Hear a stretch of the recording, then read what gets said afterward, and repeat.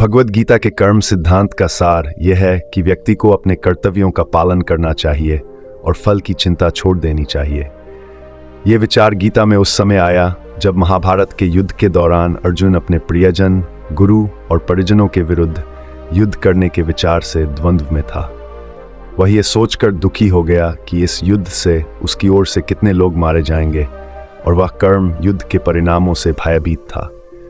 उस समय भगवान श्री कृष्ण ने अर्जुन को यह समझाने के लिए एक महत्वपूर्ण शिक्षण दिया। कृष्ण ने अर्जुन से कहा, कर्मण्येवाधिकारस्ते मा फलेषु कदाचन, अर्थात तुम्हारा अधिकार केवल कर्म करने में है, उसके फल में नहीं। इसका अर्थ यह है कि व्यक्ति को अपने कर्म करने चाहिए, परंतु यह आसक्ति नहीं रखनी चाहिए कि उसका परिणाम उसके पक्ष में होगा या नहीं।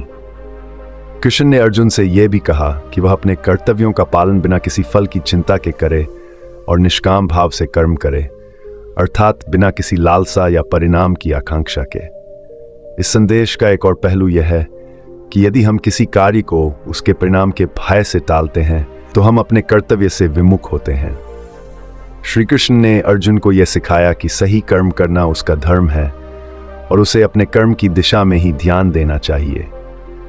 यदि कोई व्यक्ति कर्मफल की इच्छा से मुक्त होकर कार्य करता है तो उसका मन शांत रहता है और वह अपनी क्षमताओं का सर्वश्रेष्ठ प्रदर्शन कर सकता है।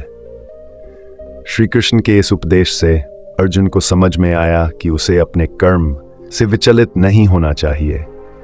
यह सीख अर्जुन को अपने संदेह और द्वंद्व से ऊपर उठने में मदद करती है और वह पूरे समर्पण और शक्ति के साथ युद्ध में उतरने के लिए तैयार हो जाता है। यह कर्म का सिद्धांत हमें यह सिखाता है कि अपने जीवन में हमें बिना किसी परिणाम की चिंता के अपने कर्तव्यों का पालन करना चाहिए।